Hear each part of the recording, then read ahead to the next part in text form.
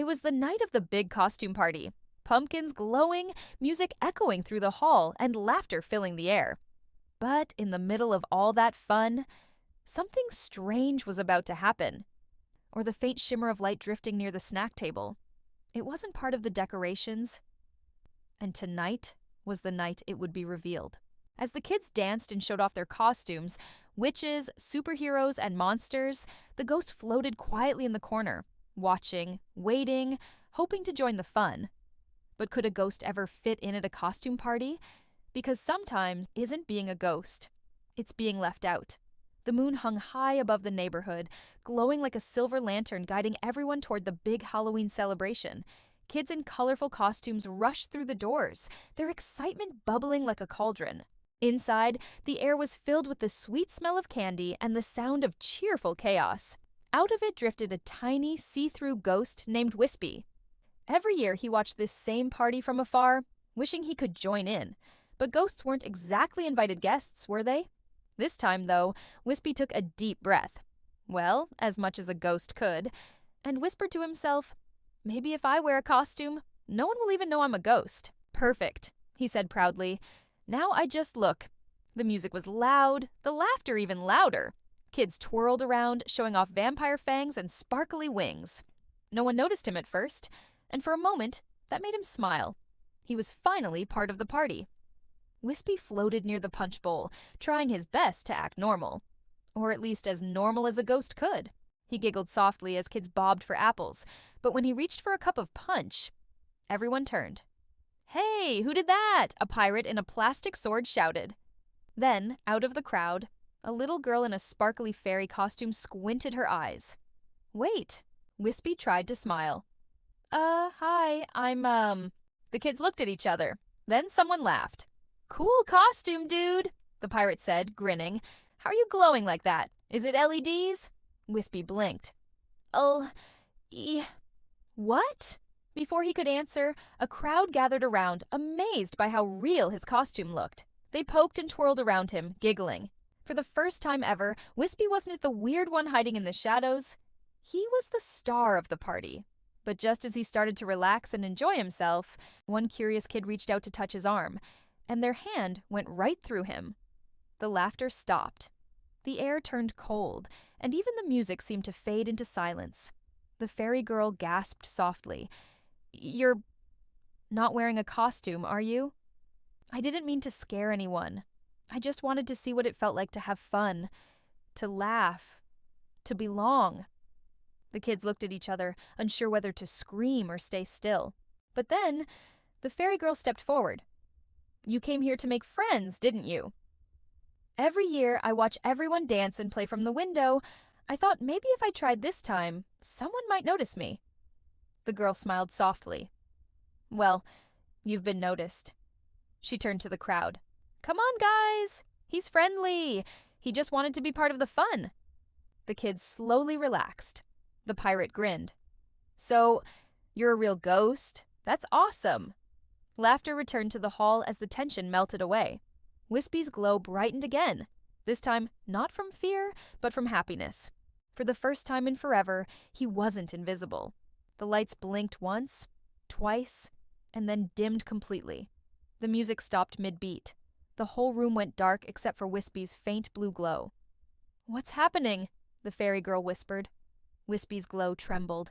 He looked around nervously. This wasn't his doing. He could sense it. A cold, heavy presence moving through the air, different from his own gentle chill.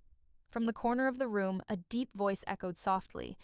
"Who dares to throw a party without inviting me?" The kids gasped.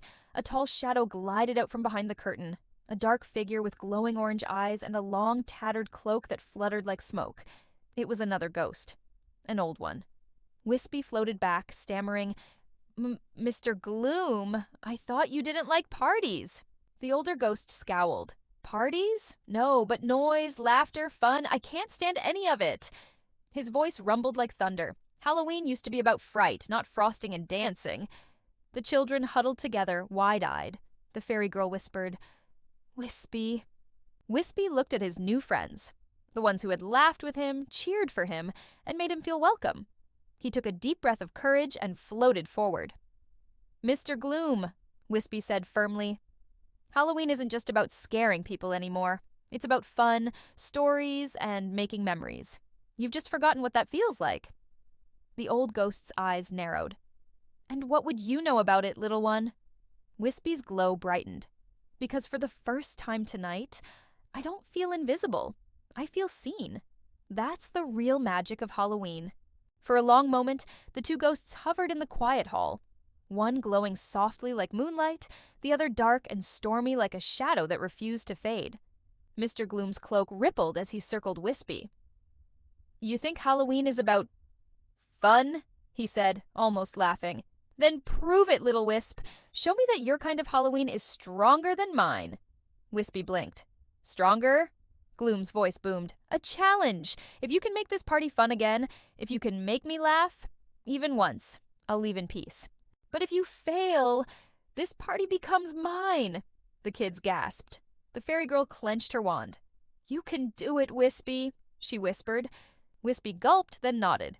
"Deal." He floated to the center of the room, glowing brighter than ever. "All right, everyone," he said, his voice steady. "We're going to show Mr. Gloom what fun really means." The kids jumped into action. The werewolf turned the music back on. The pirate grabbed the confetti cannon, and the fairy waved her sparkly wand over the room. Lights flickered back to life, and laughter began to rise again. Whispy started performing playful tricks, spinning candy corn in midair, making ghostly bubbles that popped into tiny sparkles, and dancing to the beat while floating upside down.